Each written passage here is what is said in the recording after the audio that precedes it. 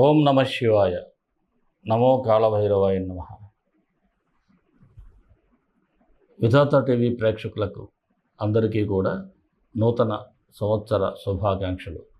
క్రోధినామ సంవత్సరంలో అందరికీ అన్ని రాసుల వారికి కూడా శుభ ఫలితాలు పొందాలని మనస్ఫూర్తిగా ఆ కాళభైరవుని ప్రార్థిస్తూ మీ విశ్వసాయి గురూజీ.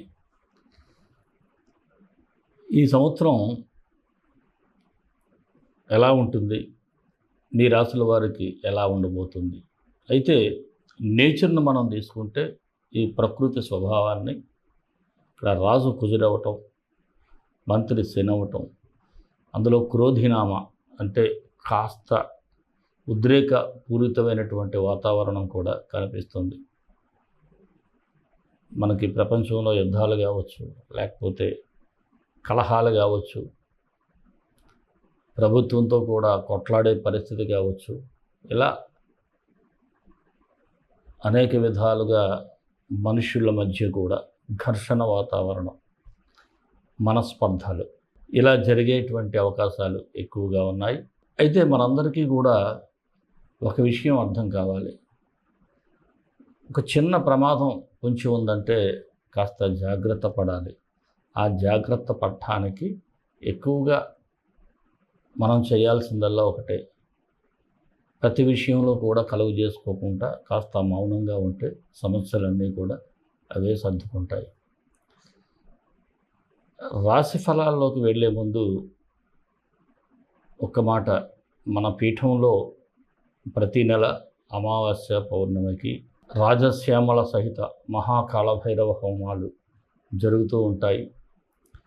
మీరందరూ కూడా మీ యొక్క సమస్యల కోసం పరోక్షంగా మీరు ఈ కార్యక్రమంలో పాల్గొంటే అందరికీ కూడా శుభ ఫలితాలే ఉంటాయి. గత ఏడాది కూడా చాలామంది శుభ ఫలితాలు పొందారు. ఈ ఏడాది కూడా మీరందరూ శుభ ఫలితాలు పొందాలని ఆశిస్తాను.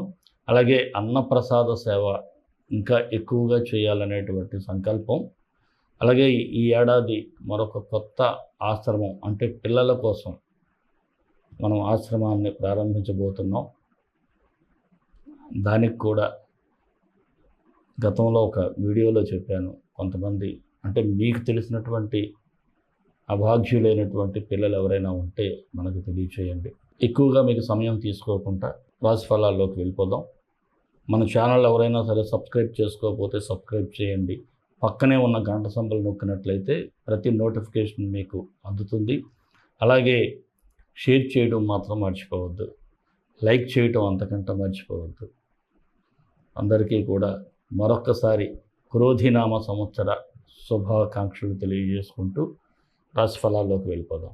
మిథున రాశి వారు ముఖ్యంగా మృగశిర 3-4 పాదాల వారు, ఆరుద్ర నక్షత్రం వారు, పునర్వసు 1-2-3 పాదాల వారు ఈ మిథున రాశిలో ఉంటారు.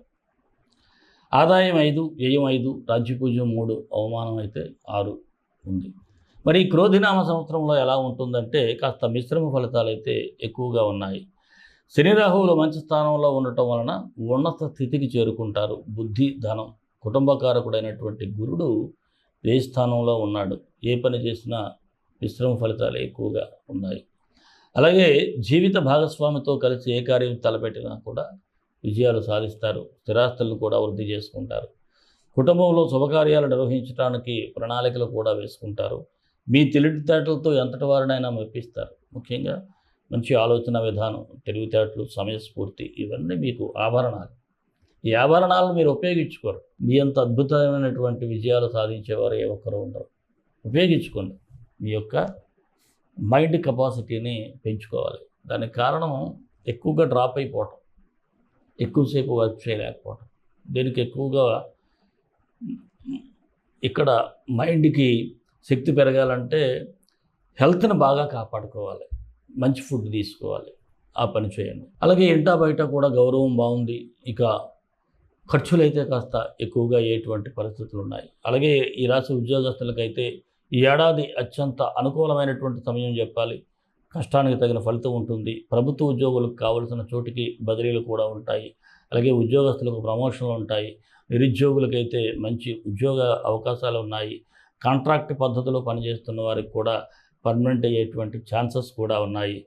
అలాగే ఈ ప్రైవేటు ఉద్యోగస్తుల్లో కూడా ఎక్కువగా ఈ సాఫ్ట్వేర్ వారు కూడా మీ యొక్క ఉన్నతాధికారులతో మన్ననలు పొందేటువంటి పరిస్థితులు ఉన్నాయి. అలాగే ఈ రాశి వ్యాపారస్తులకు చూసినట్లయితే అన్ని విధాలుగా యోగకాలంగానే చెప్పాలి. కొత్తగా ఏ వ్యాపారం ప్రారంభించినా సరే లాభాలు పొందుతారు. కాకపోతే మీ వ్యక్తిగత జాతకాన్ని మాత్రం చూపించుకొని ఏదైనా చేయండి. అలాగే హోల్సేల్ రిటైల్ వ్యాపారస్తులైతే మీరు ఊహించిన దానికంటే ఎక్కువగానే గడించేటువంటి పరిస్థితులు అయితే ఉన్నాయి. అలాగే కాంట్రాక్టర్లకు కూడా నూతన కాంట్రాక్టులు వస్తాయి. వైద్య రంగం వారికి బాగుంది. అడ్వకేట్స్ కూడా పర్వాలేదు. అలాగే చిరు వ్యాపారస్తులకు కూడా మీరు ఊహించిన లాభాలైతే పొందుతారు. కళాకారులకు చూసినట్లయితే మిశ్రమ ఫలితాలు ఉన్నాయి. కొన్ని ఇబ్బందులు ఉంటాయి. ఆదాయానికి మాత్రం లోటు ఉండదు. నూతన అవకాశాలు వచ్చినట్టే వచ్చి పోవటం కాస్త బాధ కలిగిస్తూ ఉంటుంది. అలాగే టీవీ సినీ కళాకారులకైతే నూతన గృహప్రవేశాలు చేస్తారు. మరి రాజకీయ నాయకులకు ఎలా ఉందో ఒకసారి చూద్దాం. శని బలం అయితే మీకు బాగా కలిసి వస్తుంది. ప్రజల్లో మంచి గుర్తింపు లభిస్తుంది. ఏదో ఒక నామినేటెడ్ పదవి లేదా పార్టీలో మంచి పదవి అయితే పొందే పరిస్థితి ఉంది. ఎన్నికల్లో ఎవరైనా పోటీ చేస్తే విజయావకాశాలు ఎక్కువగా ఉన్నాయి. ప్రజల్లో అధిష్టాన వర్గంలో మంచి పేరు ప్రఖ్యాతలు కూడా ఉంటాయి. ధనం మాత్రం వృధాగా ఖర్చు అవుతుంది. జాగ్రత్తగా ఉండండి. ఇక విద్యార్థుల గురించి చూసినట్లయితే క్రోధనామ సంవత్సరంలో ఈ విద్యార్థులకైతే చదువుపై కొద్దిగా శ్రద్ధ తగ్గే అవకాశం ఉంది.